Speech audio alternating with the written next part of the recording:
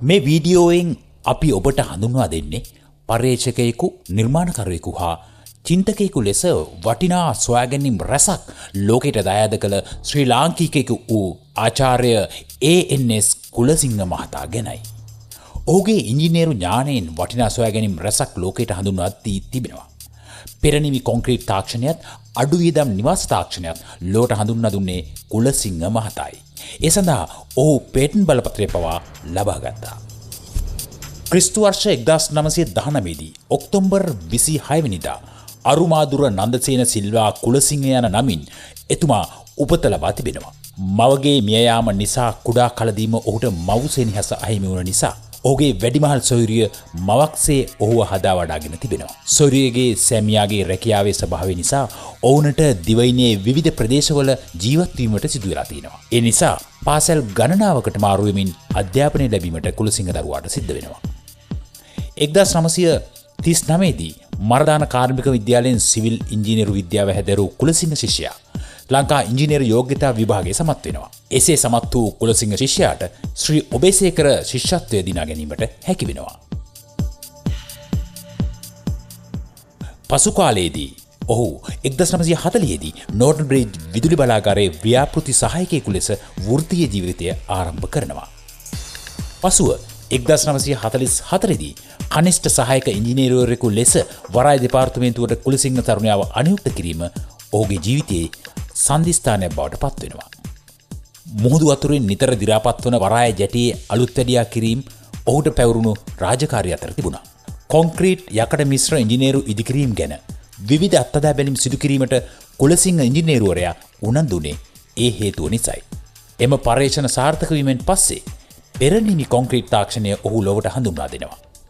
ඒ කාලේ මෙරට විසූ බ්‍රිතාන්‍ය පාලකයින් පවා එම සොයා ගැනීමෙන් පුදුමයට පත් වෙනවා. 19 වෙනි සියවසේ මැද භාගයේ අවසන් වන විට රාජ්‍ය ශිෂ්‍යත්වයක් දිනාගැනීමෙන් විදේශීය ඉංජිනේරු උපාධිය හැදෑරීමට ඔහුට අවස්ථාව උදා වීම ඔහුගේ ජීවිතයේ තවත් භාග්‍යයක්.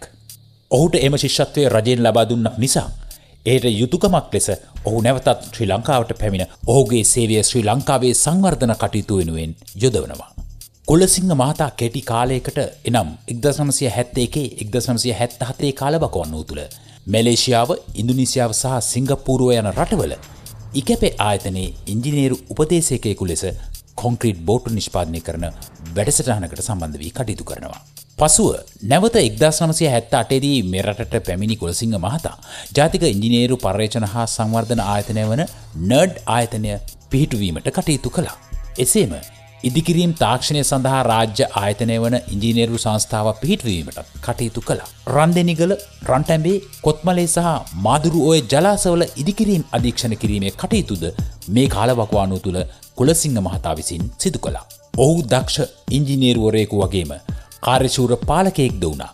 රාජ්‍ය ඉංජිනේරු සංස්ථාව, ලංකා ටයර් සංස්ථාව, ලංකා වාණේ සංස්ථාව, ලංකා ලේලන්ඩ් සමාගම ආදී ආයතන රැසක අධ්‍යක්ෂක ධූරය සහ සභාපතිත්වය දරමින් මෙරට ආර්ථිකය ශක්තිමත් කළා. එපමණක්ද නොවේ. කුලසිංහ මහතාගේ ඉංජිනේරු තාක්ෂණයෙන් මෙරටට ඉදිකෙරුණු ගොඩනැගිලි රැසක් තිබෙනවා. පුත්තලම සිමෙන්ති කම්හල, යක්කල ලංකා ලෝහ සංස්ථාව, ලංකා ප්‍රමිති ආයතනය, තුල්හිරිය පෙහෙකම්හල, ලංකා පිටි සංස්ථාව, ලංකා ප්ලයිවුඩ් සංස්ථාව, බණ්ඩාරනායක ජාත්‍යන්තර ගුවන් තොටුපළ, මාලිගාවත්ත හා නාරහැම්පිට මහල් නිවාස සංකීර්ණයත් එතුමාගේ ඉංජිනේරු තාක්ෂණයෙන් ඉදිකෙරුණු ගොඩනැගිලි කිහිපයක්. ආචාර්ය කුලසිංහ මහතා අපට සුවිශේෂී චරිතයක් වීමට තවත් කාරණයක් තිබෙනවා. ඒ තමයි එතුමා විසින් ලෝකයට නව නිර්මාණ රැසක් දායාද කිරීම.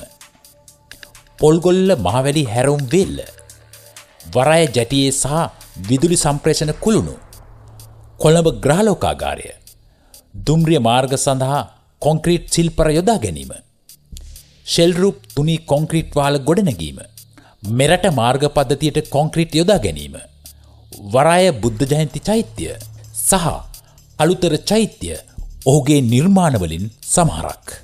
ඔහුගේ මෙම විශිෂ්ටත්වය නිසාම 1986 දී ආචාර්ය උපාධියෙන් හා 1986 දී විද්‍යා ජ්‍යොති සම්මානයෙන්ද බොහොමන් ලැබුවා. 1993දී සිය සේවයෙන් විශ්‍රාම ගිය මේ යුග පුරුෂයා 2006 පෙබරවාරි 14 වෙනිදා මෙලොවින් සමුගත්තේ සදා අමරණීය මතක සටහන් අපට ඉතිරි කරමිනි.